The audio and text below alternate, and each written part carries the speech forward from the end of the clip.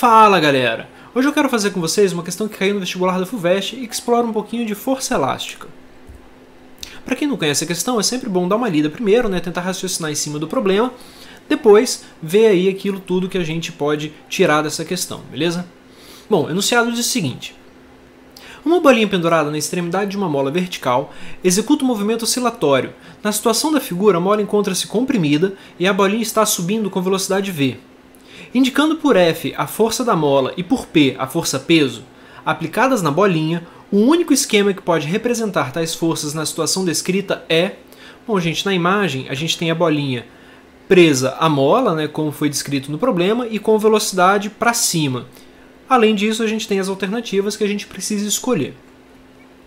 Pois bem, antes de ir para a resolução da questão propriamente dita, acho que vale a pena a gente voltar alguns passos atrás e lembrar da relação entre velocidade e aceleração. A aceleração está relacionada com a variação da velocidade. Então vamos imaginar que a gente tem duas pessoas correndo e as duas pessoas correndo para a direita. A primeira pessoa ela tem velocidade para a direita e tem aceleração também para a direita. O que isso significa? Que essa velocidade está aumentando. À medida que o tempo passa, esse cara vai ficando cada vez mais rápido. É o que a gente chama de movimento acelerado. Na segunda situação, a gente tem uma pessoa também correndo para a direita, só que nesse caso eu vou colocar uma aceleração para a esquerda. É possível uma pessoa estar andando para a direita e ter aceleração para a esquerda? Velocidade e aceleração com sentidos opostos? Sim, isso é possível. Imagina que tem uma pessoa correndo muito rápido e essa pessoa quer parar. Se essa pessoa quer parar, ela tem que andar para a direita, por exemplo, e ter uma aceleração para a esquerda, uma aceleração contrária ao movimento. Para a medida que o tempo passar, ela ir reduzindo essa velocidade. Então, na segunda situação, a gente tem o que a gente chama de movimento retardado.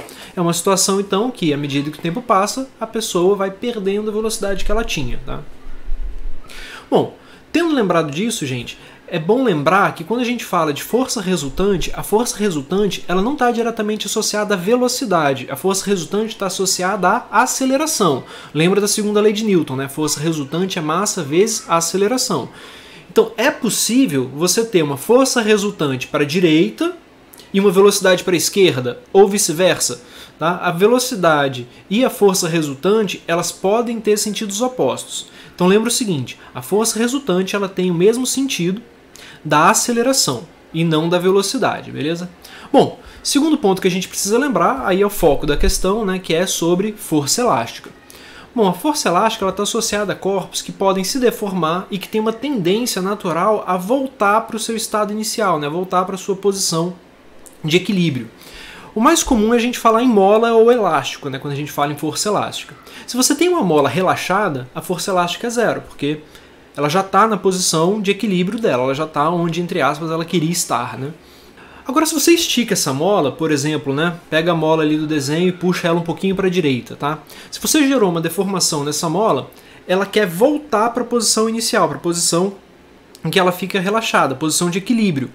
Como a mola quer voltar para a posição de equilíbrio, ela vai te puxar para o lado esquerdo, nesse caso. Se eu estico ela para a direita, ela me puxa para a esquerda.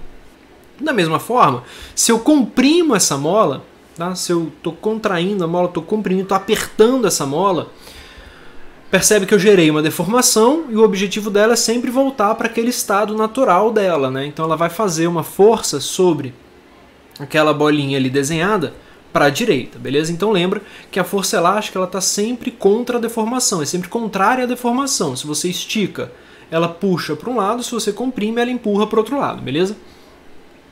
Bom, tendo lembrado essas coisas, a gente pode então agora voltar para o problema.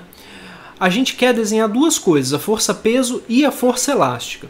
Gente, eu sempre gosto de desenhar primeiro a força-peso, tá? Então quando eu penso ali na esfera do problema, eu sei que a força-peso é vertical e para baixo, porque os corpos tendem a cair para baixo, A Terra sempre atrai a gente para baixo. Então a força-peso é a força que a Terra faz sobre a bolinha, puxando a bolinha para baixo. E a força elástica? Bom, força elástica, gente, tem um detalhe aqui, É quase o the jump of the cat, o pulo do gato, para quem não está afiado no inglês. A mola está comprimida. Se essa mola está comprimida, a força elástica tem que empurrar a bolinha. Lembra? É o que a gente discutiu anteriormente, tá? Então a gente desenha a força elástica também para baixo, porque se essa mola está comprimida, ela está empurrando a bolinha para baixo. E você pensa, poxa, mas é possível você ter duas forças para baixo e a velocidade estar para cima?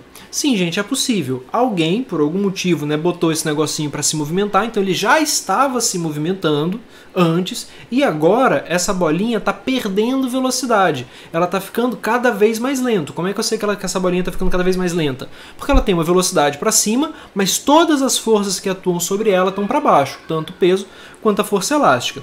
Então, relembrando, gente, a força-peso ela está para baixo porque a gravidade está para baixo, porque a Terra puxa os corpos para baixo, por isso eu desenhei a força-peso para baixo. E a força elástica, para desenhar a força elástica, a gente precisa olhar se a mola está esticada ou comprimida. Nesse caso aqui, a mola está comprimida. Como ela está comprimida, essa mola empurra a bolinha. Se ela tivesse esticada, ela puxaria a bolinha. Tá? Então, as duas forças para baixo. Então, voltando, a bolinha, né, como eu comentei, ela está com movimento retardado, né? Ou seja, ela está ficando mais lenta, é por isso que é possível, né, as duas forças estarem para baixo.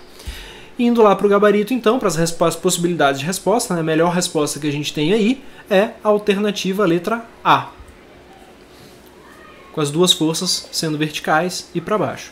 Pessoal, espero ter ajudado vocês, um forte abraço, até a próxima.